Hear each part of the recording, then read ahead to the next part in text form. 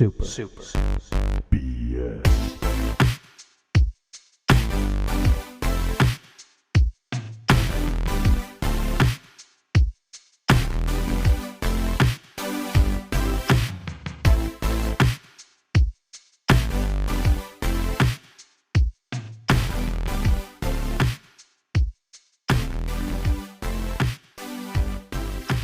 What up, my brolinos? It is I, Baby Boy Brank. I am back from the dead, and I'm ready to break some bread with you this week, not bake it. And I am joined by the ever-present boy beyond time. What is this, boy? Tell us your name, boy.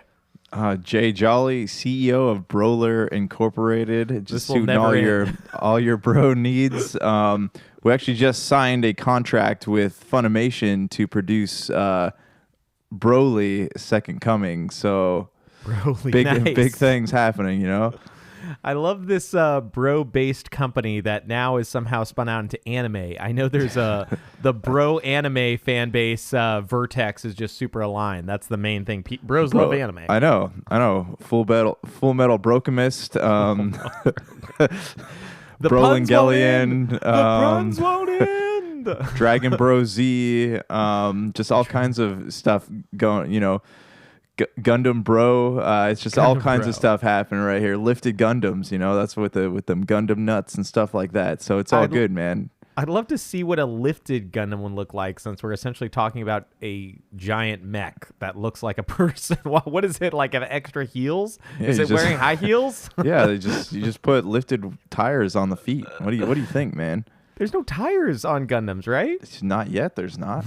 Not yet. Wait till my company gets a hold of them. I'm just then imagining we'll this Gundam with high heels, and that's Yeah. the lifted. It's like Gundam. roller skates for Gundams. Hell yeah! Have you? You're a Dragon Ball fan. Did you ever play that Dragon Ball Fighter Z game that came out? I did. I'm not What do good you at think? fighters. It was fun. I mean, it was a good time. Like, I didn't spend a lot of time with it. I just kind of like got my feet wet and then never played it again.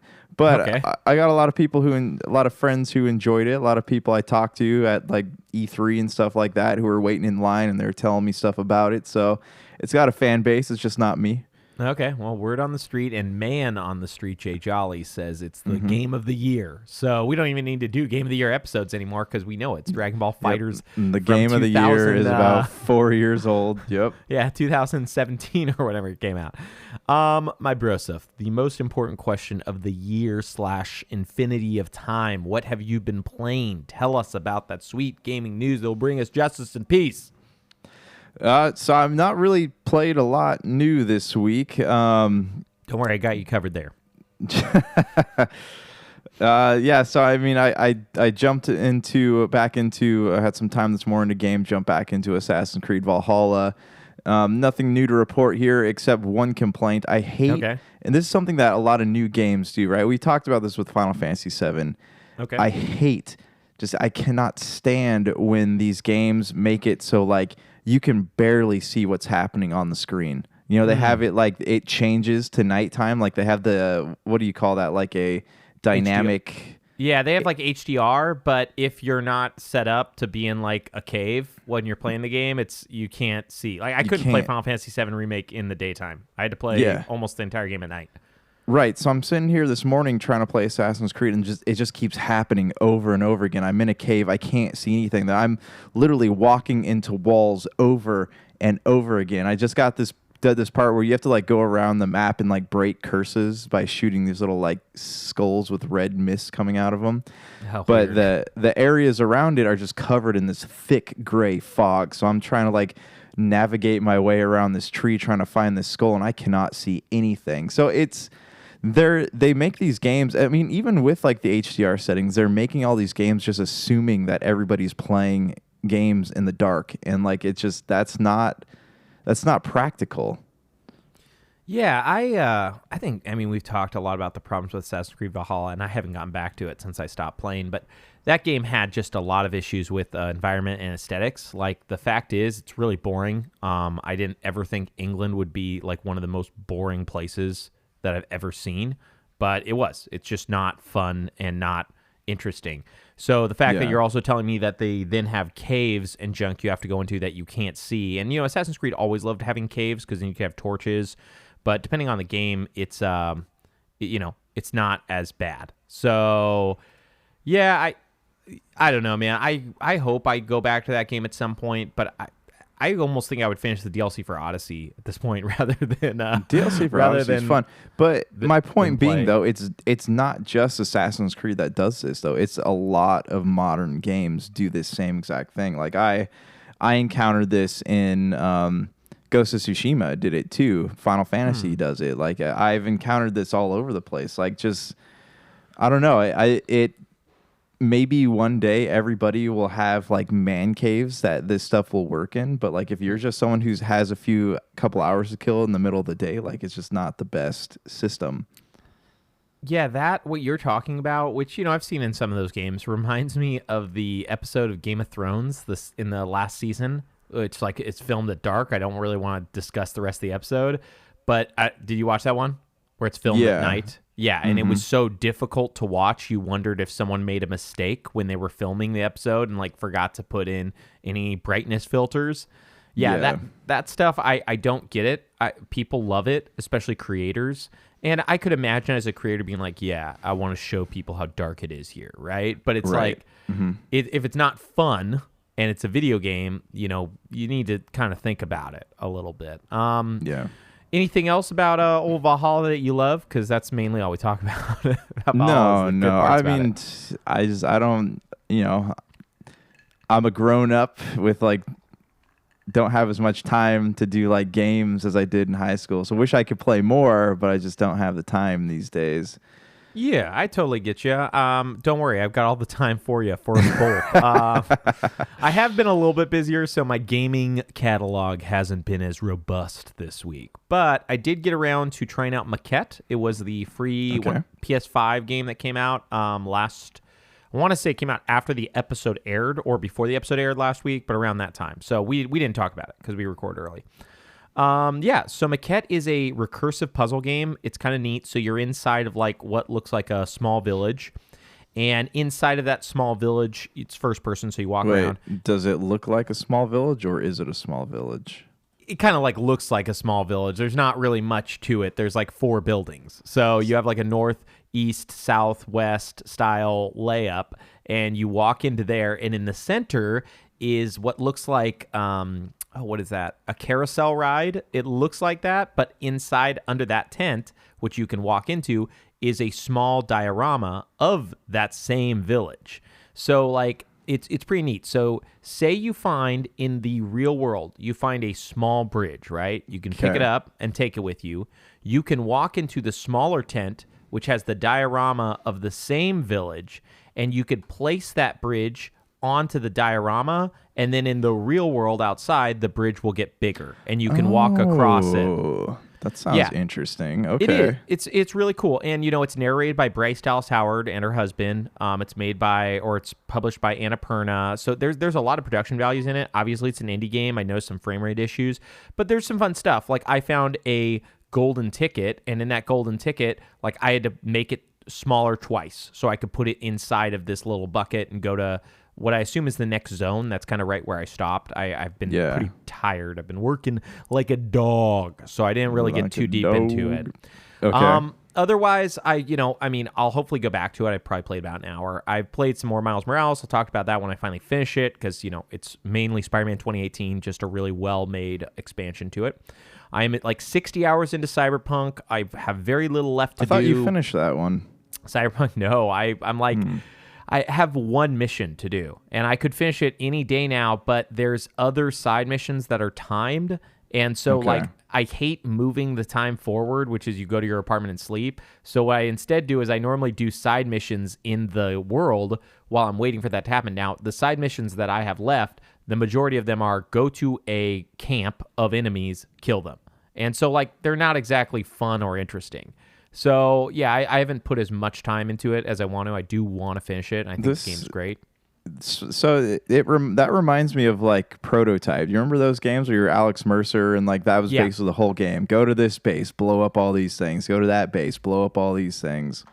Yeah, so I mean, they had that in Skyrim. They have that in a lot of games. It's just like an easy filler is like, hey, Yeah. do this thing. And, this one you're working for the police, Night City Police Department, which you're not normally friends with in the game, but that's like the guise of why you do these missions. And there's no story or anything you get out of them. And that's fine. They're a lot of fun, but at the amount that I have left to do, because there are a lot of them, they're also not super exciting. So I find myself, it's really hard to engage. Like my options are to force the story forward, which I could do easily, but there's like so many other missions. I feel weird just like leaving them because I do enjoy them, but I don't enjoy playing them for like 5 hours. I don't want to just run around from camp to camp for 5 hours killing guys because I'm ultra uber powerful at this point. Like I'm like a god essentially in that game. Hey, you need to like bring the ego down just a little bit, all right? Yeah, I know. That's the thing. This is like you guys heard it here. He just called himself a god. I mean, in real life too. That's what I meant by when I Brink. said. That's what I said in the game. I meant also in real life, not the fact that my character's like max level, and I think the highest enemy I've seen in the game is like max level is like 50. I think I'm 40 something, and the highest enemy gate I saw was like 30. So at some point you become really powerful, and it's cool for some people, but it also takes away the challenge. I don't find that game very challenging at all unless you stumble into high level zones early on. And then I ended up doing this sweet deal that we probably talked about before on the podcast, but I just never have done. Walmart sells all games. Well, no, not all games, but all Switch games, and I think it was PS4 and Xbox One games for $10 off. And it's not just at launch. It seems like it's a permanent $10 off thing in store. If it's a the certain titles, like the big titles, they are still like, if they're made by like Microsoft Studios or like it's a Nintendo like a made by Nintendo, like they're usually $60, but everything else is usually $10 cheaper than what it would be at another store. So yeah, that's what I'm saying though, is the games that are made by Nintendo, they're all $10 off at Walmart. And I don't think this is like some weird surprise because I've read about it on a couple websites before. But like, say you want Super Mario 3D World plus Bowser's Fury, that's $50. It's not 60. So I've been kind of interested in Bravely Default 2, and I was like, I guess I'll walk into a Walmart. I really don't want to pay $60 for it. I bought the 2 on 3DS and they were like $40 or whatever. So yeah, I walked into Walmart, saw that every game was on sale. I only picked up Bravely Default 2, and yeah, I've started playing that. I don't know if are you familiar with the Bravely Default series? I have just seen the videos. I've not actually played them. Okay. And by the way, if you guys are looking up that Walmart deal, it's only in stores. I tried finding this information out online. They just don't have it. So you have to go into a Walmart and see if they have these deals like they had at the one that I went to. So Bravely Default 2 is a traditional JRPG in all ways, shapes, and forms. You crash land on an island. You have amnesia, it seems like. You don't know what's going on. Yeah. It is the most basic JRPG. However, because it's that and because it knows it's that, everything happens at like 2 times speed. So with it, I'm like 3 hours into the game. I already am on the quest with all of my party members. It's a job-based game, so with several of the jobs unlocked, on my way to do stuff. Now, there's still a bunch of grinding. You can see enemies on the overworld, and you go into turn-based battles. And the Bravely Default system is actually a pretty neat mechanic. Brave allows you to borrow turns. So you have Brave points, which are, I think you can get up to 1 or 2 extra, but generally you can go to -3 Brave points. So you can do 4 turns in a row, and then you'll have to wait 3 turns till you can go again. You'll have to give the enemy 3 turns. But for a lot of the easy battles, you'll kill the enemy before it's even their turn. So you can just Brave. Everybody can do 16 turns real quick, and you're done. You can put the battles on 2 times speed or 3 times speed. It kept a lot of the mechanics from the old one. It did remove auto battle, which is a bummer because this is a very grindy game where like now there's a class called the Freelancer, and every class has like these abilities that can work with when the class is not equipped. So like say I switch jobs and I want it to be a different job, I don't need to make it my main or side job to still use JP, which is job points up, which allows me to get more job points per battle. So like I've been just grinding stuff out. Story is really basic. It's exactly what you'd expect from a JRPG. Crystals, heroes of light, go find the crystals. You got the wind crystal immediately. Now you got to find the other 3. I'm sure the other 3 are tied to bosses. The bosses hold these things called asterisks. So they're essentially Mega Man bosses. And once you kill them, you get their jobs. So okay, wait. So like once you defeat Astrid, what is? Yeah, what is once you the defeat next? Astrid, no, asterisk holders. Oh, got it. Okay. It's like really it's hard to say asterisk. I think it's asterisk and not asterisk. Whatever, but whatever it is, it doesn't matter. It's a term. Anyways, Okay. they hold these jobs. Once you beat them, you get the job ability. You can equip it as a main job or as a side job. Side jobs cannot be leveled up. Only main jobs can. So the thing is, you want to get a job really good, then make it your side job, so you get that like stat boosts and all the abilities from that, and then you work on another main job, and so on and so forth. And every boss has different weaknesses. Every enemy has different weaknesses. There's like tons of stuff to the game. It's just like that style. Is it okay? So, for me, like I like JRPGs, but like I find that they're difficult. So, is this game difficult? I mean, difficult in what way? Like combat difficulty? Say my only experience with JRPGs was Final Fantasy. Yeah. Would somebody like me be able to jump into this? Which Final Fantasy? All of them. Oh, okay, yeah, for sure. Yeah, if you played Okay. Final Fantasy VI, which is way harder than this game, yeah, of course. But Okay. you did do some grinding, right, in the Final Fantasy games? Yeah, of course. Yeah. So, yeah, I mean, at the very end of this game, it will probably be extremely difficult. Like, I didn't finish Bravely Default or Bravely Second, which was the second game, or Bravely Default 1. One, because the first game made you keep redoing the same thing. That was like its hook. After you finished the game, you had to redo the game 4 times to get the good ending. And I just didn't want to do that.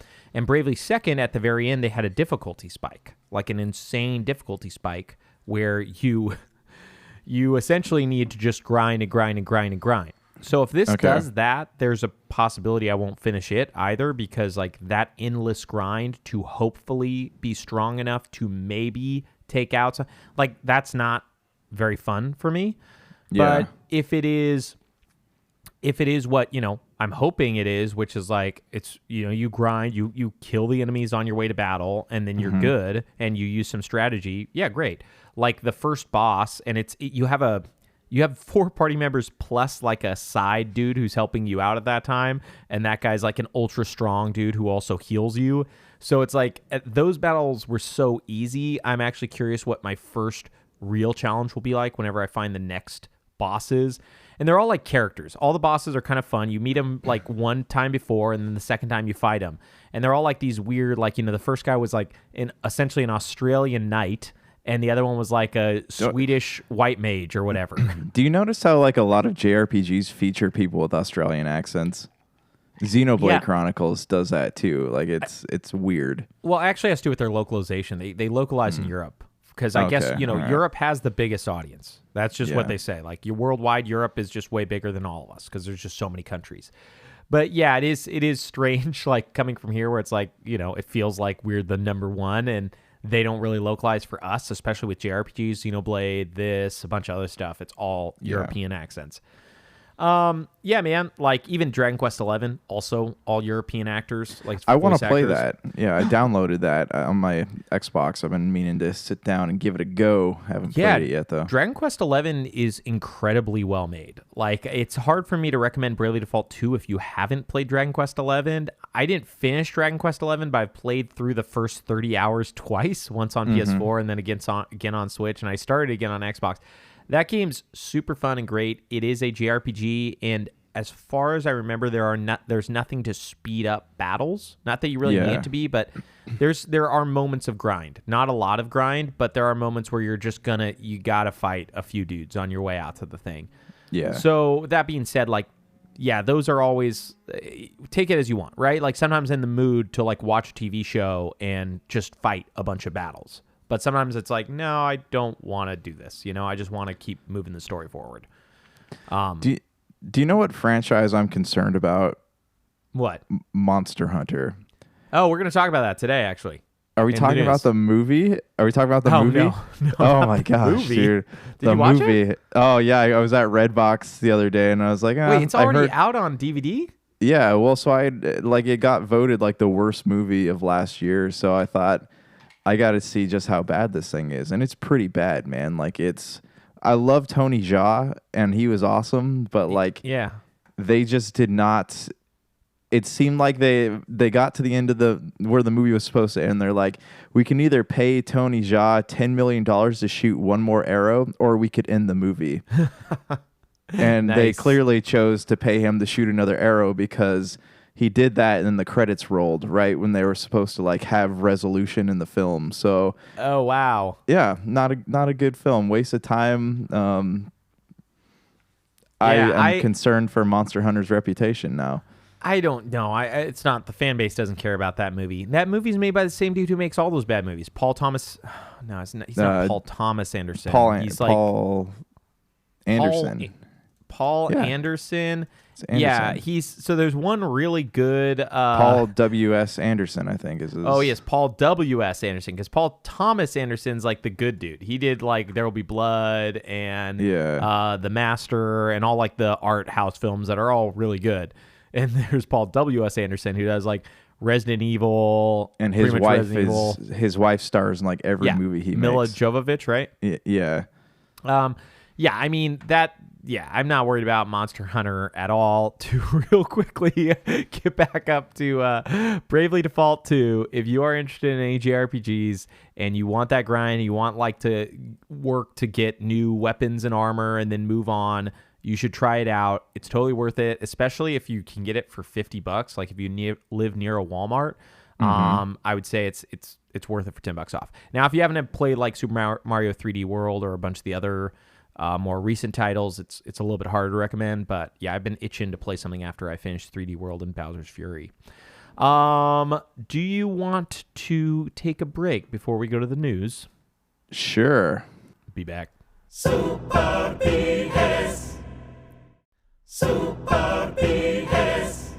We are back. The news is crazy. I don't even know when we're going to get to a topic anymore. I feel like every week we show up, and this week's a little bit lighter than last week, so we might be able to just discuss some games in March. I want to do the games we're excited for, but we got to finish this crazy news cycle still first.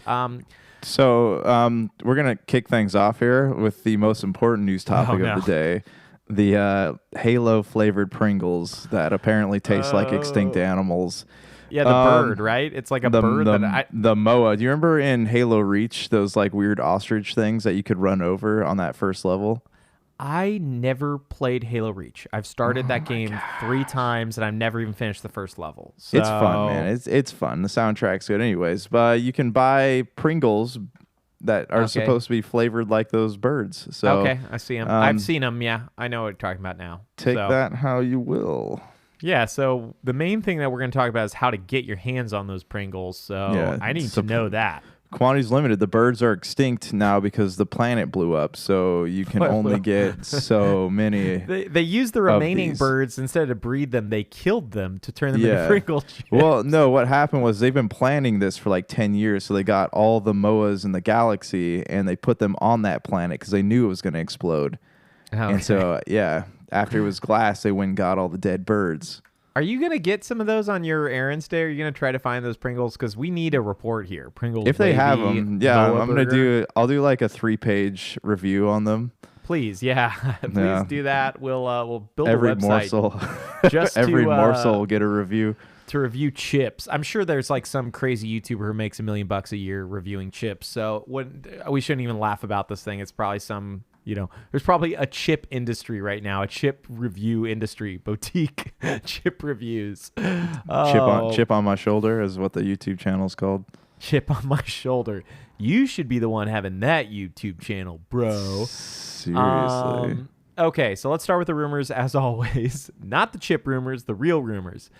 Xbox still has, this is according to IGN, Xbox still has unannounced games coming in 2021. Now, this shouldn't be a crazy rumor because all they have is Halo announced right now. But this is, Microsoft's Aaron Greenberg recently said there was nothing coming soon in regards to major game announcements.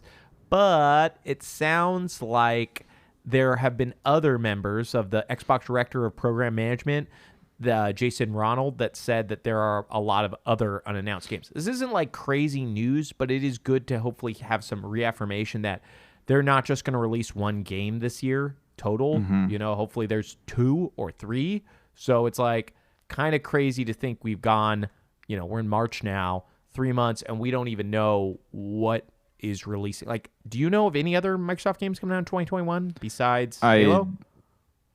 No, well, wasn't there was some rumored Forza was supposed to be releasing this year, wasn't it? Is like we're talking about Forza, like a Horizon game or something Horizon like that. 5, but it's been rumored, but there's nothing like on the docket. I don't know of anything that's been announced. So can you correct me if my information here is wrong, but hasn't there been, again, these are rumors, but hasn't there been rumors that there's supposed to be some kind of conference related to Bethesda or Xbox conference related to Bethesda in the next couple of weeks? So yeah, that was a rumor that's coming this month in March.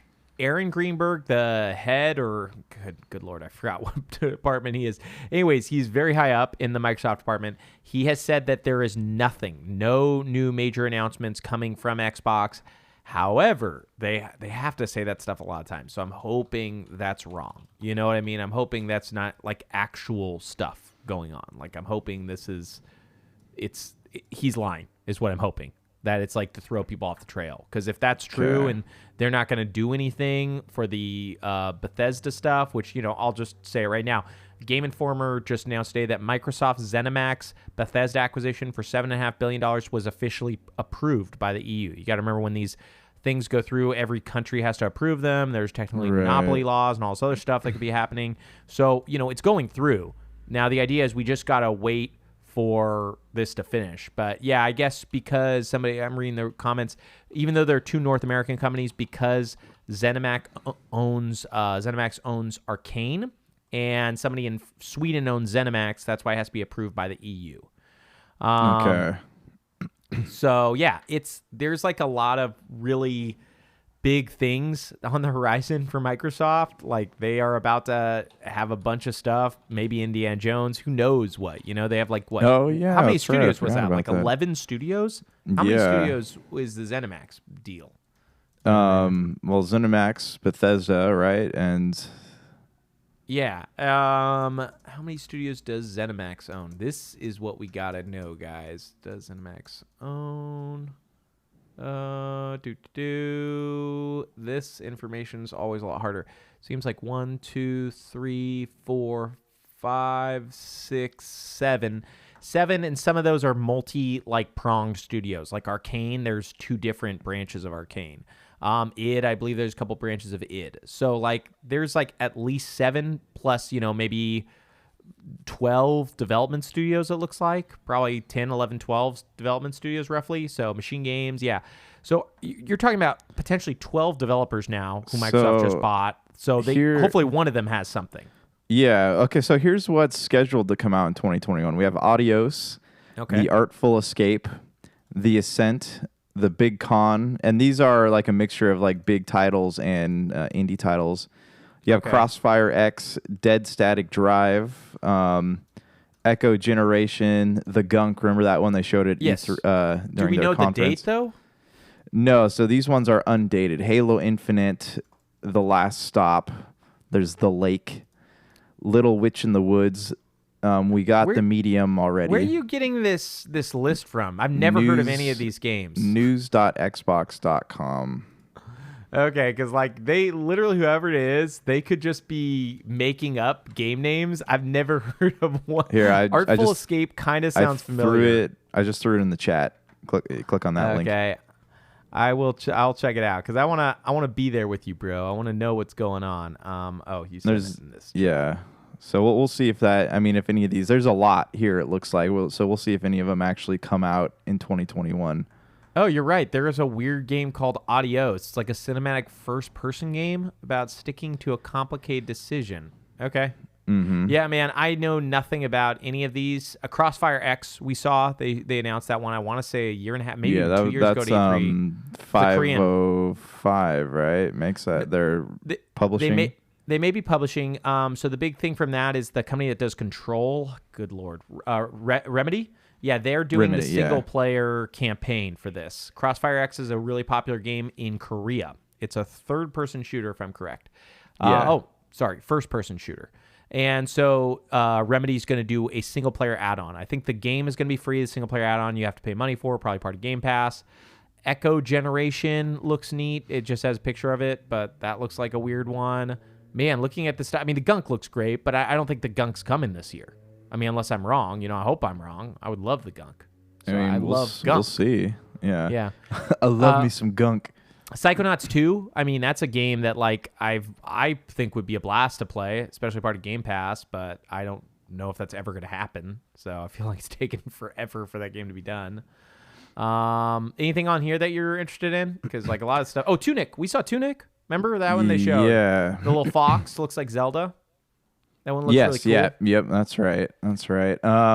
Yeah, I mean, I think there's some on here that I didn't even know were games that look interesting. Like the lake sounds interesting. What was it? Scorn was one I had seen toted around a little bit. Sounds kind of interesting. Tunic was another one that I was interested in. Obviously, I'm interested in Halo Infinite. Warhammer 40K, I've never played any of those games, but this one actually looked pretty good when they showed that video. Yeah. Yeah, I played a little bit of Vermintide, the medieval version of it from original Warhammer. Those games are fun. They're did you ever play Left 4 Dead back in the day? Yeah, of course. They're Left 4 Dead. That's what the game is. Okay. So, it's you and 4 buddies, mob of enemies. There's some special enemies. They come after you. They try to kill you. Darktide is set in 40K, so the future, and it's a first-person shooter, same as Vermintide was. So less melee stuff. I'm sure there is some melee stuff, and more guns. That game will probably launch this year. That's not a game that I'm going to spend $60 on, but if they do like a Microsoft co-op publishing and it comes to Game Pass, of course, I'll try that out, But those are also games where you want to play with your friends, and I feel like my group of friends doesn't really care about co-op gaming, so I don't play a lot of those games very long. I normally try them out. So I mean, that's cool. I'm glad that list exists. I'm glad that there's some stuff, but they really need to discuss things because all of those games are undated 2021. And most of them were completely unknown too. They hadn't talked about any of those at any of their conferences. So yeah, my guess is they were maybe discussed at PAX or some other event that's non-Microsoft. Yeah, man, that is weird. On the Xbox front, we had one last story that I thought was kind of interesting is the Xbox Series X and S and the Xbox One are getting upgraded browser that can play Google Stadia. What? So it is weird. It's also going to be able to support Amazon Luna, which is Amazon's game streaming service. It's going to be added this spring, according to IGN, and it is, it's weird because that coupled with, and I think you and I talked about this. I know we talked about it on the side. I don't know if we talked about it on the podcast. You can add developer mode on your Series X or Series S, and you can download Windows apps, including RetroArch, which will allow you to play emulated software up to PS2 games. So GameCube, PS2, potentially original Xbox.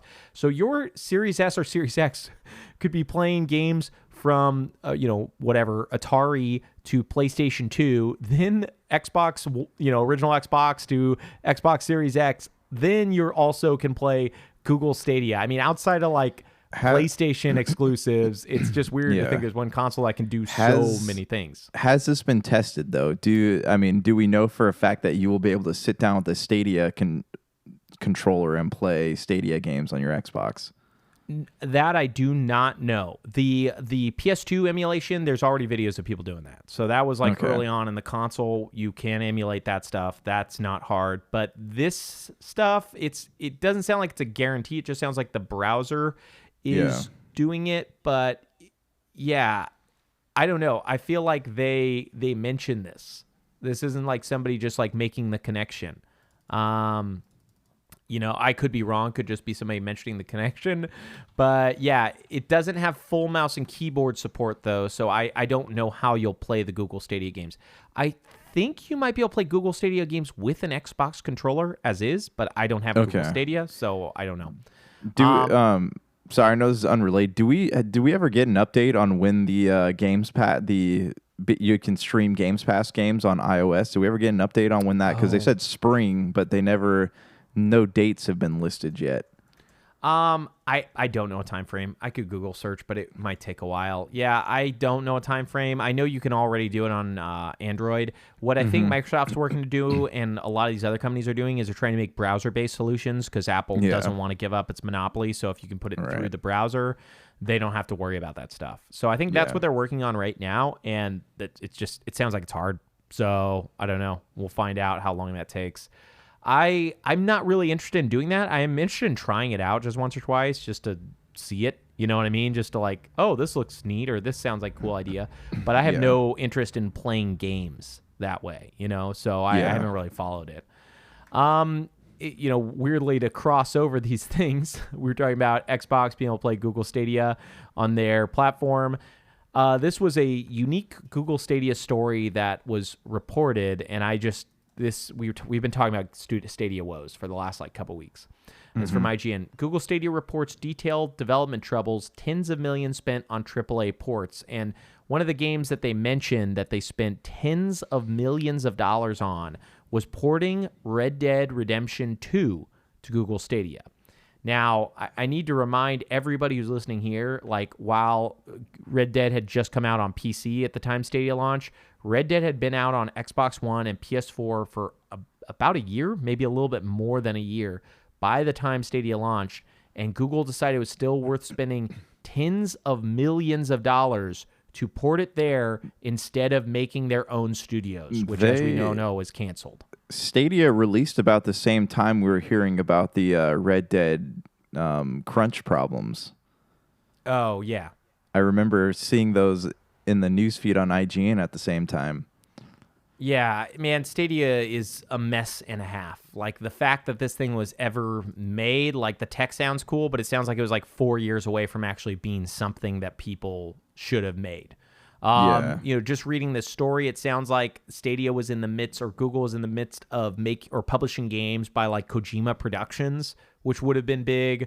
There was supposedly something from Shenmue's Yu Suzuki was another one. It's just crazy, man, to think that they bought some studios and canceled everything, and they're probably going to close down the service as we know it right now in, a year or so. Maybe they won't. But yeah, just so many bad ideas. Tens of millions of dollars to get an old AAA game. Yeah, Why? They should have been focusing on their own games. Yeah. They should have been focusing on their own, I guess, AAA content, and then as the years went on, getting contracts with other studios to put something hey, Assassin's Creed out on Google Stadia or whatever other big games are out there that release across console, to get them to also make one for Google Stadia instead of going backwards. Yeah. I really don't. I don't know, man. I don't know what the value of Stadia will be, and I agree with you. They should have been focusing on their own games, but they did not. They didn't focus on their own games at all. Speaking of companies that don't focus on their own games, the company Valve, the creators of Steam, they had made a card game. I want to say when we were doing Super BS original, we had talked about this. Artifact. Do you remember that? Does that ring a bell? Yep. Anyways, they have stopped development. I want to say late 2018. Oh, sorry. It launched in 2018. But by mid 2019, they had discussed they were going to reboot it because nobody was playing it. And they have declared that they've stopped development on the struggling card game. So now all the cards are free and the game is essentially dead. And yeah, the game was really poorly implemented. I don't know if you remember anything about that game, but it was a card game that you had to spend $20 on to get the starter pack. And then you also had to buy cards. There's just a lot of monetization. Okay. All right. So not as accessible as Hearthstone. Yeah, Hearthstone, you just play for free, and you can actually win a lot of free card packs. This one, I don't think you could win any free card packs ever. And the big draw that it had is it was made by the original creator of Magic. Oh God, I can't remember that guy's name. Richard something, I want to say, but I could be wrong. Anyways, so because he made it, they thought they could get away with charging a lot of money. But it was a 45-minute game that could only be played on a computer that you had to buy a lot of cards for. Yeah. It was bad deals all around, man. Just tons of trash in my mind. Yeah. This is kind of interesting. They had a PSVR announcement thing. Did you see this? No, I didn't actually watch it. I saw little news articles that said everything announced at the PSVR or whatever it was. Yeah, so it wasn't like a normal conference. It was 5. Let me see. 6 games announced in every 30 minutes. They announced one. So it wasn't really something you could unless you had nothing better to do, you didn't really want to do it because you had to sit there every 30 minutes. But yeah, it's I'm happy for the PSVR owners that they have games. It's nothing too exciting. Doom 3, which you may remember is a game that came out in like 2006 or 2005. That's getting a VR edition. 2004. Just I read here. Song in the Smoke, which is looks interesting. It's some like animal style game. That comes out. I don't even see the date. And like when I mentioned PSVR, we talked about that PlayStation's working on a new PSVR for PS5.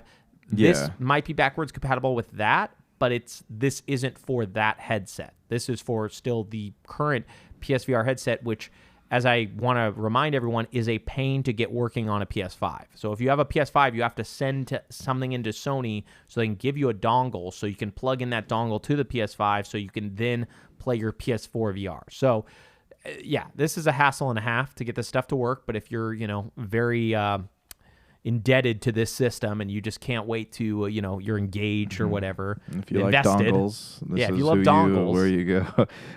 This is Don Dongle himself made this. Don Dongle. Do you think that with Sony kind of beefing up their VR, do you think that Microsoft might get involved in the VR realm at all?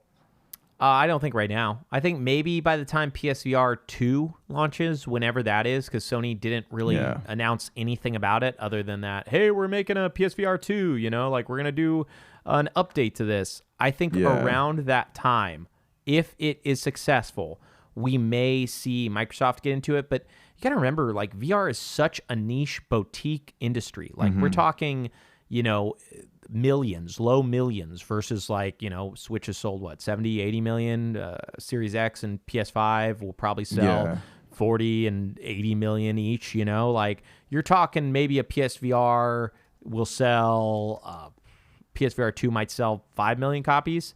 Let me see. I just want to get an accurate number. So they've sold 5 million units of PSVR.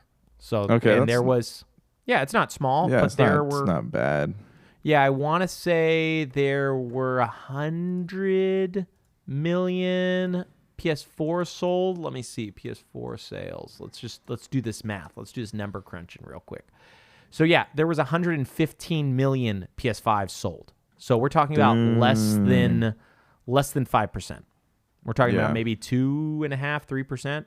So, yeah, till that number gets higher, why would Microsoft invest? They're already working on their own weird, glasses and weird tech that they're doing. That stuff might come to Xbox. Have you seen their, new HoloLens deal? Yeah, I saw the mesh with the mesh lens. Yeah, so, that might be it. That might come and become a gaming thing. But why would they do VR if less than 2% or, less than 5% of people who buy these systems are going to spend money on this thing? Yeah, well, I know they had talked about those Xbox glasses that had you do AR, augmented reality in it. Yeah. They showed that HoloLens. at E3. HoloLens, yeah, they showed you could play Minecraft on the table. It had the Tony Stark computer look to it. Yeah. Yeah, and they're working on a newer version of that. I think they discontinued HoloLens, but they're on a new product. The truth is, even Nintendo tried VR. Do you remember they had that really ghetto cardboard thing that you could put on and you could play a couple games in VR? Oh, shoot, was it? Yeah, I remember you could build certain things with it. Yeah, we were so excited for that when we first saw the trailer for it. No, Labdroid? No, it has Labo. Yeah, Labo. So they had Labo VR. I thought that was going to be the coolest thing ever and set the world on fire after the Switch came out, and that thing came out and died a horrific death where I want to say the last I heard about it, which was a couple years ago, they were selling it for less than half price, which for Nintendo stuff never happens. Yeah, man. There's some other stuff here, like a JRPG MMO, it sounds like, that's in VR, a horror game. a shooter and like another shooter that's made by a company that made Arizona Sunshine, which is one of the more popular first-person shooter co-op games on VR. I have no interest right now in VR. I don't own a headset. I think if I was a millionaire, I definitely would because they are fun, but they're so cost prohibitively expensive. They're like $2,000 to get the one that I'd want, which would allow me to play Half-Life 3, which is the only reason I want it because I want to play Half-Life 3. Speaking of VR, which is this has nothing to do with VR, the Final Fantasy creator, me and Dr. Donna were talking about this week. Oh, yeah. He announced his latest game, RPG Fantasian, and the diorama worlds in which it inhabits. It's a very neat look. This game is only coming to iOS and Android. That's why only iOS. It's an Apple Arcade game. That's why I didn't really give it much of a thought. But what do you think about this, man? I know you had some thoughts on it. I don't know. Like, I love the idea of using real 3D models inside the game. Like, I was looking at the artwork for it, or just some of the stills that they had, and like, it looks so interesting. Like, it has, I don't know. It doesn't. What is the word I'm looking for? Like, it feels real, I guess, if that makes sense. Like, it feels very. Like you're more immersed in it, I guess. Yeah, so they actually show like a creation process, which is super neat in these stills. This is from IGN. And it's like first they do the artwork so you can see it. Then somebody made a model of it, and it sounds like they 3D scanned the model into the game. And so the only thing that's not real is like the characters. So like the environments and set pieces are like gorgeous. They look like they're clay models, kind of like the Bravely Default stuff, but the game itself, again, we talked about this last week, phones are just way more powerful than the Switch. The game itself looks, incredible. Like it's just the character models themselves, like the actual sprite-based stuff is whatever, but I kind of want to try this out, and I hate phone stuff. Well, so. and I know we talked about how much we love mobile games. Love it. It's actually like made because so I have the smart app on my TV where I can project what's on my phone to the TV. Neat. So I was considering just getting like one of those little controller attachments for the iOS, but I also know that you can link your Xbox controller to an iPhone via Bluetooth. Yeah, they added that not too long ago. Yeah, I don't know, man. I really haven't looked into it too much. Maybe I'll pay the $5 and try this when it comes out, and then if it's easy to sync any of my 3 controllers to it, I'll do that. But, yeah, I mean that's what I was thinking. I mean, it looks like fun, So I would be more than willing to spend the time to try to play it. Yeah, man. I'm hoping it's good. I really think like we've talked about, the art style is really unique. It looks like it's a traditional JRPG. Yeah. But yeah, I just don't know. I wish that guy Sakaguchi, I want to say. Let me see. Yeah, Sakaguchi. I wish that he would focus again on consoles. Like I loved Lost Odyssey. I didn't play Blue Dragon, but I loved Lost Odyssey. Yeah, Lost Odyssey is good. And it's just a bummer that he's not interested in the console space anymore. Even if it was Switch, which we couldn't get something that looks this good on Switch, but even if you focused on Switch, I would be stoked because I, would be excited to play it again. Yeah, man. So that is a neat one. You've been aching to talk about Monster Hunter nonstop. You're just like Monster Hunter, Monster Hunter, Monster Hunter. Game Informer just announced this today that Monster Hunter Stories 2, which is the turn-based RPG version of Monster Hunter, the first one Monster Hunter Stories came to 3DS. The sequel is coming to Switch. It is launching in July. So it's kind of a crazy year for Monster Hunter fans. They have Monster Hunter Rise coming at the end of the month, and then Monster Hunter Stories 2, which is coming to Switch and PC, is coming out July 9th. So, yeah, it actually looks really cool. I don't know if you've seen the video for it yet or not. Yeah, no, I saw the video last night. Okay, so are the Monster Hunter games, are they interconnected to each other, or are they just all different things? Like I know with like Final Fantasy, right? We have the numbered entries, and we have like Crystal Chronicles and Brave Exvius or whatever it is. Are these all Exvius. like you have to play all of them too? Are the but that's like is for people like myself who have been thinking about it for a long time, because I know Monster Hunter World was really good. Is there a good like jumping in point? I mean, honestly, you're talking to a Monster Hunter novice. I've played like some of World. I know next to nothing about it. I don't think they're connected at all by a story other than that you hunt monsters. This one, because it's like a JRPG, may be connected to its prequel, but if they did that, it would be really stupid of them because the prequel's on 3DS and there's no way to play it now, as far as I know. So, like, I don't think this will be that connected. I bet there will be throwbacks and callbacks and be like, whoa, this guy was from this one and this one. But I don't think you need to play them if you are interested in this. Like, if this comes out to good reviews, I'll probably get it and try it, unless people are like, oh, you need to have played the original. And it's like, well, I'm not going to have played that, so I'm not playing this. Yeah, because you know all the things about Monster Hunter. That's why we're having this conversation. That's the main thing. Yeah, as the Monster Hunter expert here, the guy who played Monster Hunter World for, I think, 1 hour. I don't even think I've actually killed, like, a big monster yet. I don't know. Like, the guy I killed was like a raptor. He didn't seem like he was very powerful. I did it for like a Game Pass Does that make quest. you feel good? Just picking on smaller things? I mean, mainly I go after ones that are the size of like little Yorkies or Chihuahuas. That's the size of monster. And I've got a giant blade, so I'm like, well, this will cut him square. No, I mean, the game, there's just not a lot to that style of game that I'm interested in. I've never been interested in like a gear grinding game, and that's what Monster Hunter series is. Monster Hunter Rise looks good. Like, it looks really cool. But I know what that game is. So it's unlikely unless I feel like, man, I got to have something new to play, which, you know, I did that just this week with Bravely Default 2. But, you know, I have enough stuff to play right now, so hopefully that urge will be calmed when the reviews come out. And, you know, the Monster Hunter fans they love it. They're crazy into it. So no doubt those games come out, the reviews are going to be like, whoa, best Monster Hunter ever. It's better than everything else that's ever come, because that's what they say every Monster Hunter game. But yeah, I don't know, man. It looks cool. I'll watch it. I'll see what it is. I'll notice that it's like, oh, I got to grind 1,000,000 potions and got to chop the horn off the monster to get the horn so you can make the new gear. And I'll never play it because that's what those games are. And I don't care. This is cool. We just lost all our Monster Hunter fans out there. They were all waiting. Guys. They only wanted Monster Hunter news. They're like, you guys don't like Monster Hunter? We don't like you. Delete. Delete, unsubscribe. Yeah, because all he said was, I don't play those games. Yes. Nintendo. This is crazy. Some good news. Some funsies news. According to Game Informer, Super Nintendo World grand opening is set for March 18th. This is the one in Japan. Okay. Yeah, the one in Florida was pushed back, right? Because of COVID. 2025. Yeah, that one's pushed back very far. This one was supposed to open last year, to be fair. It is opening, soon, March 18th. Man, I wish it was in Japan to go there. It looks so cool. It looks incredible. If you guys haven't seen it, just Google it, Super Nintendo World. It's incredible. It is like from my dreams. But yeah, this is all in reference to Mario Day, which is happening right now. There's a bunch of sales. The day that this podcast goes live is March 10th, which is also known as Mario Day. You can get classic Mario games like Luigi's Mansion 3 and Mario Sonic at the Olympics. Those are the Mario games that you want, right? The ones that don't have Mario as the main person.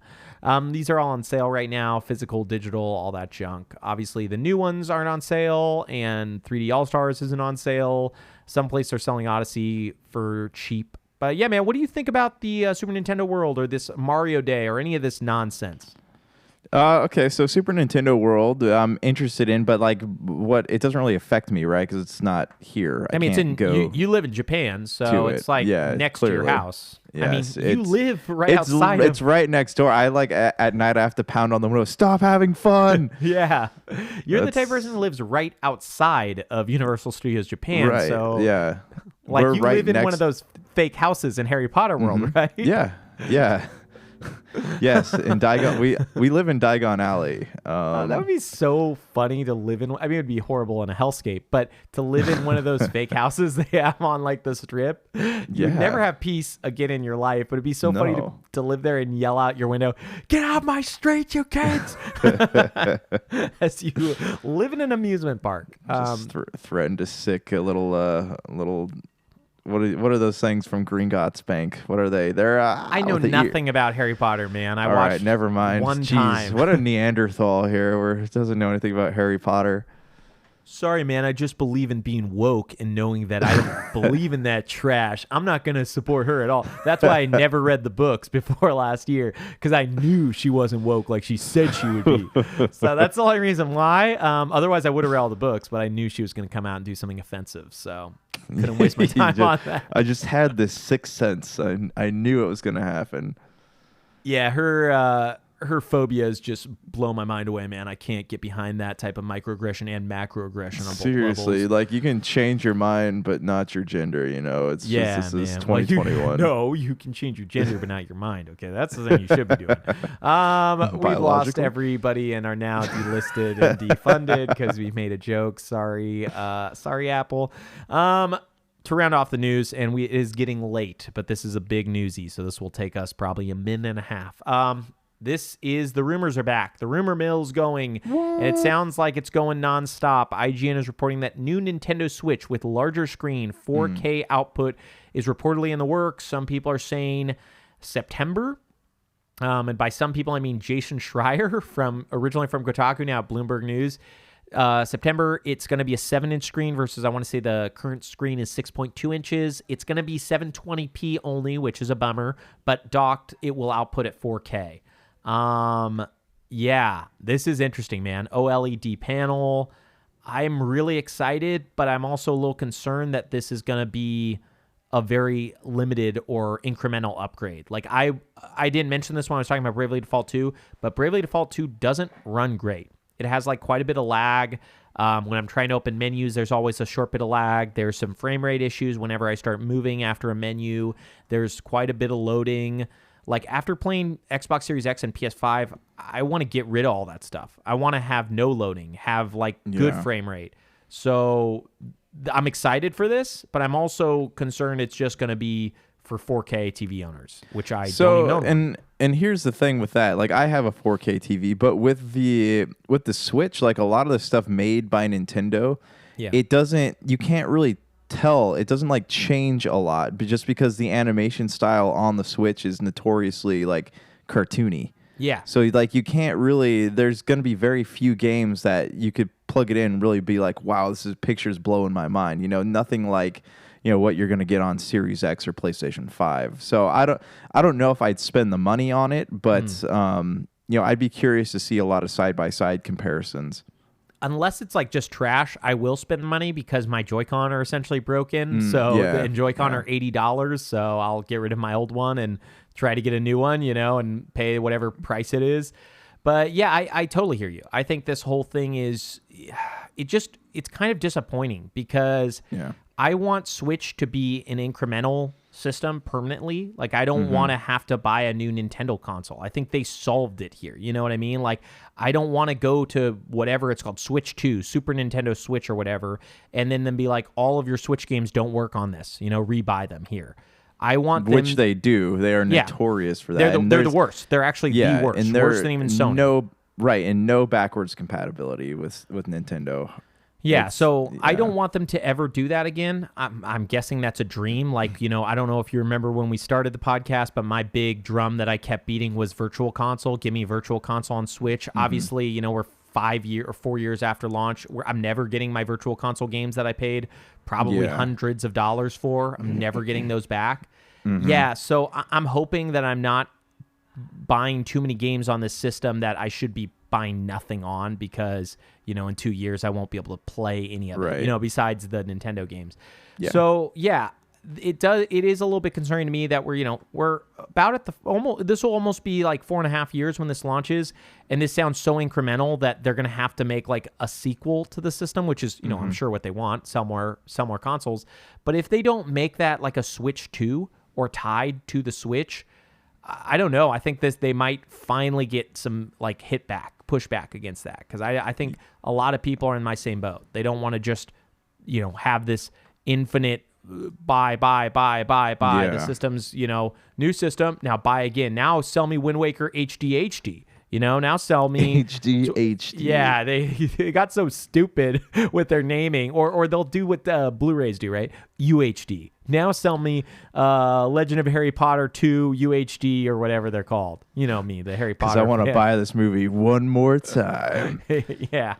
Yeah, man. What do you... I know you said that you immediately 1 second ago said you would buy it blind, sight unseen. You don't even need to look at it. You want to just give them money. Right. That's what you just said. Yeah. But what would actually get you to buy this thing? I mean, I don't know. Like, I feel like I would spend money on a PS5 before I would buy something like this. If it had, if this was going to be the console that got Nintendo through the next like 5 years, then maybe I'd think about it. Yeah. But you're essentially a parental figure now. Do you find that you use the Switch more often, or like do you guys play stuff on Xbox? Like, what's the console for the kids? The kids, they both have Switches. Like, so one's playing Super Mario 3D All-Stars and the other was playing like Paw Patrol or something.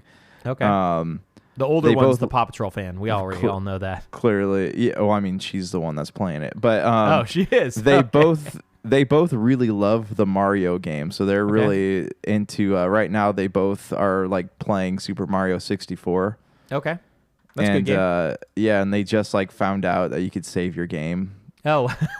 So they've been doing like the same stuff over and over again. But anyways, like yeah, if it had something that if they came out with something between now and then that really like looked fantastic, that wasn't like cartoony style, something that really just like pushed it to its max, then I might consider getting it. Something that blows your pants off. Something I know that exactly what just you're blows talking my about. pants off. Yeah. Yeah, man. And something a lot more kid-friendly than that was the joke that I can tell your brain was going to. It was way more kid-friendly. So kid-friendly, we didn't want to do it on this podcast. We were worried we would offend all the pedophiles and sex offenders who listen to us. The remaining audience. Okay, my bro. We probably need to hitch our horses to a buggy and get the hell out of here, okay? I need to get my gaming on, get my podcasting on, get my daydreaming on.